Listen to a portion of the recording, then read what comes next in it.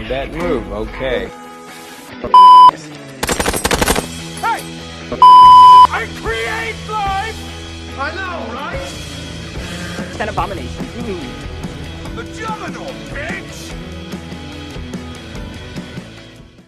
Welcome to another episode of Why Your BlockBuster Failed. These series of videos look at why a blockbuster failed, whether that is critically, financially, or had a negative effect on future films. This is a monthly series I run on this channel, with last month's episode being Star Wars: The Rise of Skywalker, so be sure to check it out. Whilst last month's episode focused on a film which was a critical failure, this month's episode focuses on a film which was a critical and financial failure, and is a film still hotly spoken about to this day, despite being released 3 years ago.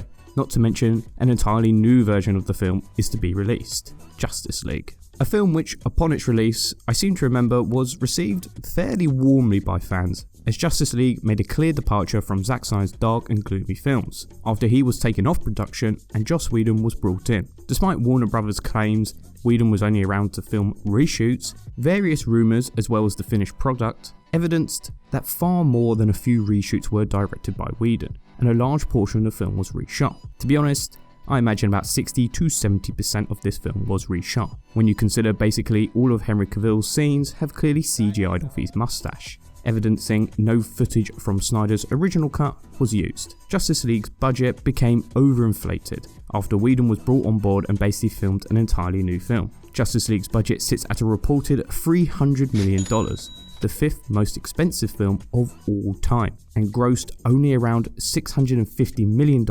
worldwide, losing Warner Brothers an estimated $60 million. It's fair to say the film was a box office disappointment, but let's talk critically. Justice League currently has a 40% approval rating on Rotten Tomatoes at the time of this recording, and actually at the time of Justice League's release was the third best reviewed DCEU film behind Wonder Woman and Man of Steel, but beating out Batman vs Superman and Suicide Squad. What does make me laugh though is on the film's Wikipedia, it states the film was criticised for the plot, writing, score, pacing, villain, and computer generated imagery. So basically everything needed to make a good film. When I first saw this film, I just felt it was a complete course correction and was an attempt at making a Marvel film. Warner Brothers clearly had cold feet over their darker universe, so obviously felt it was time to give in and make a Marvel film. Obviously, over recent years, the critical reputation of this film has been tarnished further, and most consider this film to be the worst in the DCEU, an opinion especially held by fans of Zack Snyder's early DC films. I think most of the hate comes from these fans not being able to see a continuation of Snyder's story, and the fact this film just simply doesn't fit in this trilogy. It's like making Lord of the Rings 1 and 2, but for the third film, you just make Dark Crystal Age of Resistance, because you lost your nerve. So before I tear into Justice League for all the reasons it's simply a bad film, I do think I should mention some things I like about it. The characterization of Superman is the best we have seen. It doesn't really fit in this universe, so it's kind of a bad point. But looking at this film separately, then yeah, Superman is a good Superman. The Superman costume finally has an injection of colour, which helps it stand out more, something I felt Man of Steel got wrong, and this scene was good and made me chuckle.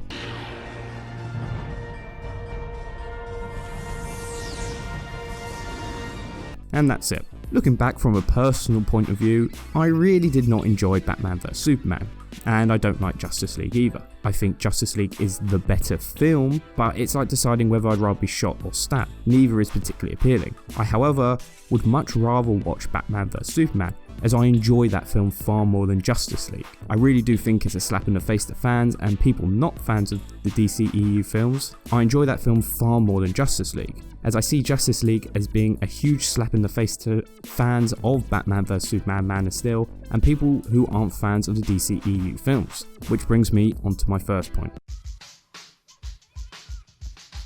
I think a major part, and probably the biggest reason Justice League failed, was because the film isn't for anyone. What do I mean by that? Well, if you're a fan of Snyder's earlier two films, then you are not going to like Justice League, because this film completely deviates away from the narrative set up by those two films, and all the ideas and stories that were presented. The dark and gritty Batman, well, he is no more.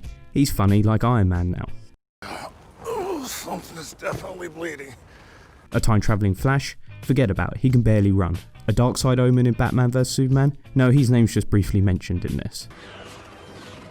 For Darkseid. When you decide to abandon all your ideas, any fans you had from your first films are now lost, and you're essentially telling these fans you shouldn't have liked those films, please like this instead. And now you are starting at square one again to make audiences like these versions of the characters. For me, someone who didn't like Batman vs Superman or Man of Steel particularly much, I felt Justice League was just taking the wrong message from audience and critics' complaints of these films. Whilst I felt the darker tone of these films was not utilised correctly, it was actually an aspect I liked. At least it gave these films some sort of identity. When everyone was trying to copy Marvel, the DCEU attempted to make something different and have audience associate these films differently to Marvel. The most important thing was DCEU established their own identity, and whether you like Man of Steel or Batman vs Superman, they did achieve this. Now DCEU films are just carbon copies of Marvel films. I mean, in all honesty, these films could be part of the MCU, and I imagine many general audience members don't know whether Shazam was in the MCU or DCEU, and that's not a swipe at Shazam, as that is probably the best DCEU film. But it is just using the Marvel formula, and I don't want everything to be Marvel. I imagine most people don't want that either. By making Justice League colourful and quippy, Warner Brothers basically just neglected any current fans they had, and I imagine the large majority who weren't fans of the original films just saw Justice League as pandering to Marvel fans to try and get them on board with their cinematic universe. When you don't show your audience or fans any respect, word will quickly get round to not go see the film. I've always said the Batman we are given in BVS and Justice League are two completely different characters, and that is also the same with Superman. If you have spent a film trying to get audiences on board with your versions of these characters, then this film needs to redo that work for you to like this Batman and this Superman. To be honest, if Batman vs Superman made $1 billion globally, we would have got a continuation of that story. However, Warner Brothers evidently panicked and abandoned everything, leaving us with this.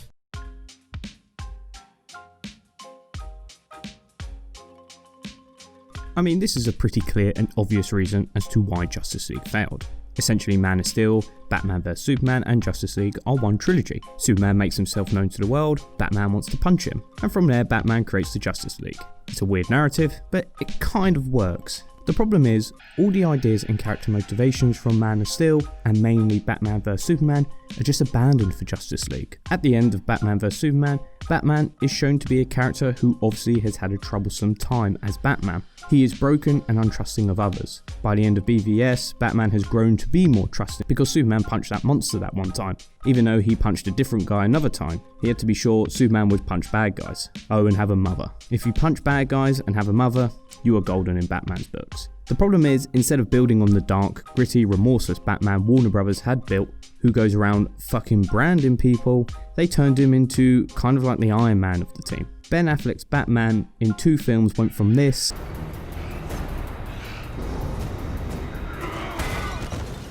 to this. Oh, something is definitely bleeding.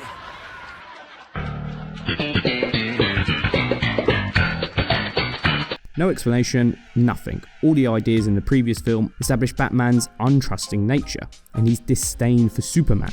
However, in Justice League, Batman is desperate to recruit people into the Justice League, despite having even less knowledge about these heroes that he had compared to Superman. So why is Batman so eager to hire these people? I mean, Flash is obviously a psychopath, but he says jump in the Batmobile. And the scene between Batman and Wonder Woman always bothers me. Whilst Wonder Woman is hesitant to resurrect Superman, Batman is all for it. I mean, shouldn't this be the opposite way around? Shouldn't Batman show some hesitation? I mean, he did state, we believe there's even a 1% chance that he is our enemy. We have to take it as an absolute certainty. He can still believe those things. He doesn't have to do a complete 180 on everything he believed. Batman is basically an entirely new character, a character I don't like. And it just destroys the narrative of Batman over these 2 films. Why is he so trusting? Well, the film says it doesn't matter. Superman's character has an even more unexplained change of character. Man of Steel and BVS built Superman as a reluctant hero. He wasn't completely accepted by humans. While some considered him a hero, others saw him as a threat, mainly the government. By the end of Batman vs Superman, it appears most have heralded him as a hero, even getting a military burial. Despite the previous week, the military fired a nuke at him. That's a big change of heart about a guy you were happy to kill. However, in Justice League, anything built up surrounding Superman and Superman as a character is abandoned. Instead of being seen as a controversial figure, Superman is celebrated as a great hero and the Earth's protector. Superman's character being a moody, reluctant hero is no more. Instead, he smiles and just loves helping people. encompassing all the ideas comic book Superman believes in. It's just bizarre because the narrative that preceded these two films sets up a completely different story and character. The characters of Batman and Superman's motivations completely change without explanation, and the world they inhabit, their views have completely altered without any reason. The problem is, if you are a fan of Batman vs Superman and Man of Steel, why would you be a fan of this film when your characters have completely changed? The aesthetic of the DCEU was established early on, being a grey, bleak world. Whilst I didn't like the darkness of the world these characters lived in and felt it was a little too bleak, I can't argue the cinematography looked fantastic, and that is probably Snyder's greatest strength as a filmmaker, the visuals. When the first trailer for Justice League was released, which at the time was still being helmed by Zack Snyder, the world appeared to look pretty similar to Man of Steel and Batman vs Superman. However, there was a slight injection of colour and some jokes added on, but on the whole, I liked the look of it.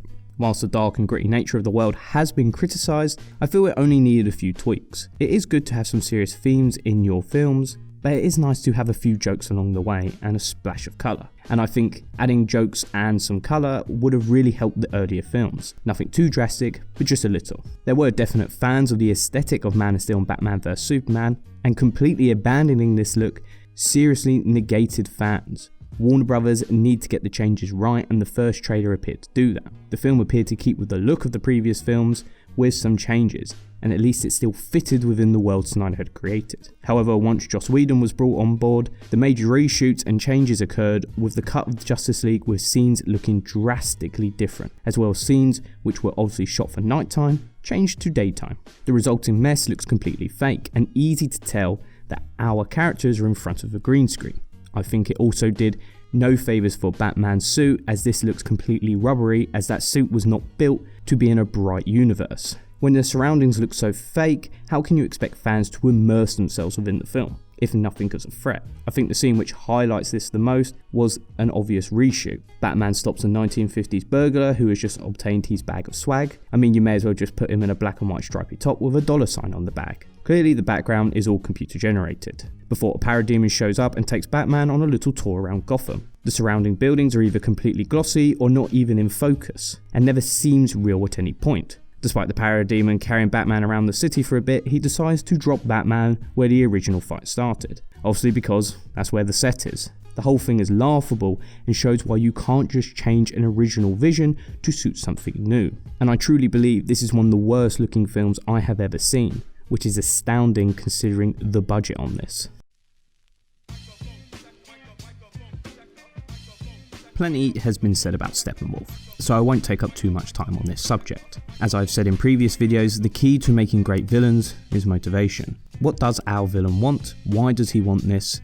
And what is his reasoning for doing it? A perfect example is Thanos. What does he want? The Infinity Stones. Why does he want the Infinity Stones? To wipe out half of living things. What is his reasoning for this? Because he believes the galaxy has a limited supplies and life will become extinct if he does not act. This is due to his planet becoming destroyed due to the lack of supplies. It's a perfect explanation for your villain. The motivations are clear and concise, and most importantly, his reasoning makes sense, and the audience can connect with the villain. The best villains make the audience feel sympathy towards them, despite their goals being evil. Steppenwolf gets basically none of that. He wants the mother boxes to, I think, transform the Earth to like kind of a new planet. I'm not sure, I mean, didn't Zod already have that idea? Steppenwolf's motivations is established a few thousand years ago as he was embarrassed he lost a war. A bizarre reasoning to give a villain and makes him totally one-dimensional. The best villains like Thanos, Killmonger, Joker and Magneto directly conflict with our heroes' ideas and beliefs, challenging them not only physically but mentally as well, and in some cases changing our heroes' view of the world. Because of the villain's beliefs and motivations, this happens when the villain is more of a tragic character, like Killmonger. The problem is Steppenwolf is very one-dimensional, when his only motivation is he is angry because he lost a battle. Steppenwolf goes on a journey to collect the mother boxes, and objects' powers we have no concept of. What are the mother boxes? What do they do? So many questions just simply not explained. When the villain's plan and the things they are obtaining are never explained, then the villain becomes one-dimensional, and the audience is unable to connect and understand why he wants to do what he does. And also he looks like complete shit, but this has been mentioned by better YouTubers than me. I mean, how did they think that this was okay to release in cinemas? Simply astounding.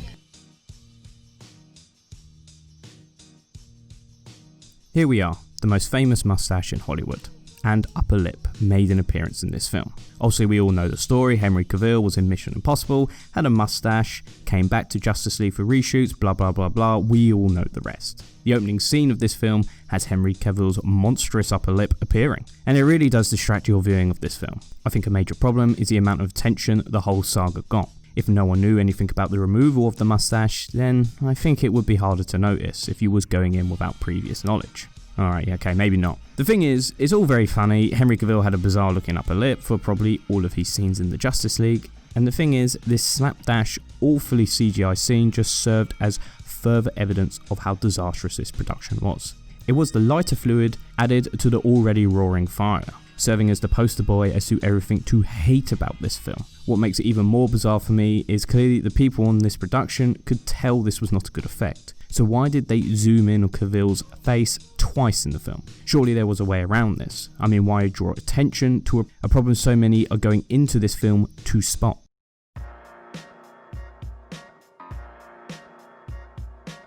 I think Warner Brothers learned a massive lesson from this film. Since its release, 3 more DCEU films have been released, and all these films have fared well critically and done pretty okay financially, with Aquaman performing superbly. Warner Brothers have abandoned the grim, dark, bleak universe they started and opted for a more light-hearted films in similar vein to Marvel, which, to be honest, is a real shame.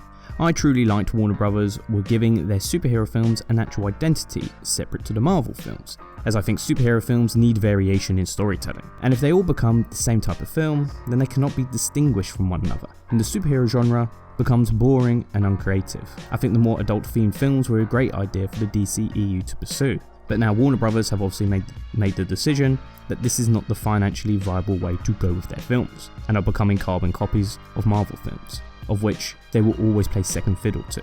Without some variation in storytelling, I think fans are being robbed of different stories that studios can tell, and now we won't see DCEU single themselves out as a champion for the more adult movement films and the darker, grittier superhero films. However, it is good to see Warner Brothers are giving over control of the DCEU to more up-and-coming, highly talented and creative storytellers. And whilst these may not fit the narrative set by earlier films, at least these films are significantly better than what preceded them. I think so much hatred for Justice League stems from fans of Snyder's first 2 films, and the fact that these fans were unable to see the stories they love so much coming to a satisfying conclusion. And if I was a fan of these earlier films, yeah, I'll be pretty pissed too. The Snyder Cut, of course, will be released in 2021, and the entire cast is coming back in order to complete some reshoots, so the film can be completed as it was intended. To be honest, I expect this film will be a marked improvement on what we got in the end, and I am definitely looking forward to this series coming to a close and seeing something that resembles of what Snyder intended. I don't think either Snyder or Whedon can be blamed for the Justice League film we got in the end. To make anything actually good was an impossible task. The future, however, does look brighter for the DCEU, as they have slowed down production of films of recent, and over the next 2 years look to release 3 films a year as they try to rebuild their cinematic universe. But I feel Justice League just serves as evidence that Warner Brothers panicked about their dark, gritty, realistic universe and tried to make a Marvel film. And these are the reasons why Justice League failed. Thank you for watching.